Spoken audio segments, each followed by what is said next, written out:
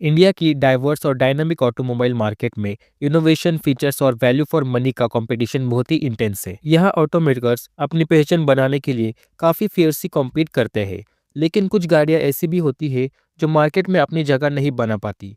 क्या वजह है कि कुछ कार जो पोटेंशियल और अपील के बावजूद 2024 में अपने मार्केट में पोजीशन नहीं बना पाए? ये एनालिसिस उन्हीं गाड़ियों के बारे में है जो अपने डिज़ाइन और फीचर्स में वीक नहीं थी, लेकिन फिर भी मार्केट की एक्सपेक्टेशन से मैच नहीं कर पाई।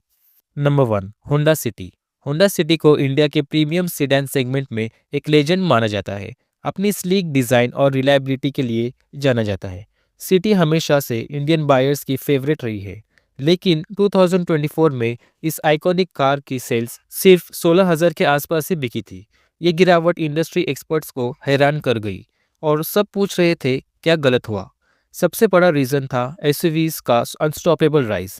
इंडियन बायर्स का प्रेफरेंस एसयूवीज की तरफ बदल गया, जो higher seating positioning, better ground clearance और वर्सेटाइल इंटीरियर्स ऑफर करती थी। सीडान सेगमेंट को ये एसयूवी ट्रेंड ओवरशैडो कर गया और होंडा सिटी के फेसलिफ्ट के बाद भी सेल्स में कोई सिग्निफिकेंट चेंज नहीं आया। होंडा क्रेटा जैसे कॉम्पैक्ट एसयूवीज अपने फीचर और रोड प्रेजेंस के साथ डोमिनेट कर रही थी, जो ये दिखाता है कि मार्केट की प्रायोरिटीज कितनी बदल चुकी थी। Number two, Volkswagen Taigun.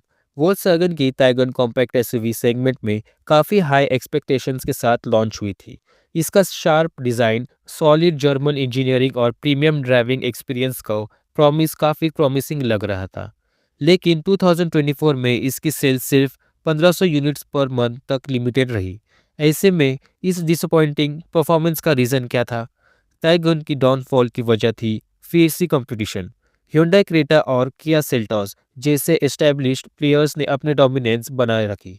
इन दोनों ब्रांड्स ने better service networks, feature rich interiors और स्ट्रॉन्ग ब्रांड ट्रस्ट प्रोवाइड किया था। टाइगन के रिलेटिवली हाई मेंटेनेंस कॉस्ट और लिमिटेड डीलरशिप रीच ने बायर्स को कम अपील किया। इस कंपैरिजन से क्लियर है, किया सेल्टोस की मंथली सेल्स टाइगन के डबल थी, जो वोल्क्सवैगन एसयूवी के लिए बहुत बड़ा चैलेंज था। स्टाइलिश डिज़ाइन और प्रीमियम बिल्ड क्वालिटी के बावजूद ये शॉर्टकमिंग्स टाइगन को मार्केट में सक्सेसफुल नहीं बना पाई।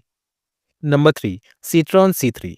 सीट्रॉन सी थ्री का डेब्यूट एक stylish European inspired compact SUV के रूप में हुआ था, जो मार्केट को हिला देने का प्रॉमिस कर रहा था। इसका क्विर्की डिज़ाइन और यूथफुल अपील काफ़ी फ्रेश लग रहा था, लेकिन सी थ्री सब 4 मीटर एसयूवी सेगमेंट में अपने आप को एस्टेब्लिश नहीं कर पाई, जहां कंपटीशन काफ़ी टफ है। सी थ्री की फेलियर का मेजर रीज़न था एसेंशियल फीचर्स की कमी। जहां buyers sunroof, connected car technology और रोबस्ट इंफोटेनमेंट सिस्टम की एक्सपेक्टेशन रखते थे, वहीं सी थ्री इन सब चीज़ों से काफ़ी पीछे थी। इसका स्पेयर पार्ट डीलरशिप नेटवर्क भी एक और प्रॉब्लम थी, जो पोटेंशियल बायर्स को हेजिटेट कर रहा था। टाटा पंच जैसे कॉम्पिटिटर्स ने बेटर वैल्यू और स्ट्रॉन्ग मार्केट प्रेजेंस प्रोवाइड की, जिससे सी थ्री का स्ट्रगल और ज़्यादा क्लियर हो गया। सिट्रॉन का इंडियन बायर प्रेफरेंसेस को समझने में फेलियर इसके अंडरवेलमिंग परफॉर्मेंस का मेन रीजन बना। Number four, Skoda Kushaq. Skoda Kushaq को बहुत हाइप के साथ लॉन्च किया गया था और स्कोडा की reputation for safety, premium build quality और ड्राइविंग डायनामिक्स के साथ कुशैक ने स्ट्रॉन्ग स्टार्टिंग पॉइंट दिया था।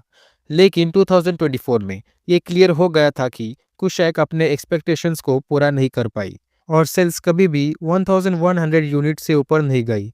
कुशैक के स्ट्रगल के प्राइमरी रीजन था उसकी हाई प्राइसिंग। कुशैक के टॉप ट्रिम्स को कॉम्पिटिटर्स के कंपैरिजन में ओवरप्राइस्ड माना गया, जहां ज्यादा फीचर्स मिलते थे सिमिलर या लो प्राइस पे। रिलायबिलिटी कंसर्न्स और अर्ली लॉन्च फेज में प्रॉब्लम्स ने भी बायर्स को वेरी किया। स्कोडा की सर्विस कॉस्ट भी एक डिटेरेंट बनी। मीनवाइल Hyundai क्रेटा और किया सेल्टॉस ने कॉम्पैक्ट एसयूवी सेगमेंट में डोमिनेट करना कंटिन्यू किया, जो अफोर्डेबल फीचर्स और ब्रांड ट्रस्ट का परफेक्ट बैलेंस ऑफर करते थे। कुशैक के लिए ये चैलेंज ओवरकम करना मुश्किल हो गया। Number five, jeep compass. Jeep compass को प्रीमियम कॉम्पैक्ट एसयूवी सेगमेंट में रग्ड ऑफ रोड कैपेबिलिटी लेके आने वाले व्हीकल के रूप में देखा गया था। एडवेंचर एंथुसिस्ट और स्टाइलिश और कैपेबल व्हीकल चलाने वाले बायर्स के लिए एक परफेक्ट चॉइस थी। लेकिन 2024 में कॉम्पैक्ट्स की सेल्स में सिग्निफिकेंट डिक्लाइन देखी गई, जो प्रीमियम एसयूवीज कैटेगरी के लिए एक बड़ा इशू था। कंपास के डिक्लाइन का मेजर रीजन था उसका प्राइसिंग, इस सेगमेंट में बायर्स को थोड़ी लेस प्रीमियम एसयूवीज जैसे कि टाटा हैरियर्स में ज़्यादा वैल्यू मिल रही थी, या फिर उन्हें अपने बजट स्ट्रेच करके टोयोटा फॉर्च्यूनर जैसे लग्जरी मॉडल्स को चूज किया। जीप का लिमिटेड सर्विस नेटवर्क और हाई मेंटेनेंस कॉस्ट ने बायर्स को अलाइन किया, स्पेशली स्मॉलर सिटीज में। कॉम्पास, जो कैपेबल और वेल बिल्ट एसयूवी थी, अपने राइवल से वैल्यू फॉर मनी और वाइड स्प्रेड अपील में compete नहीं कर पाई। इसका नीचे पोजीशनिंग और मार्केट डिमांड्स के हिसाब से अडेप्ट न कर पाना इसकी फेथ टू सील कर गया।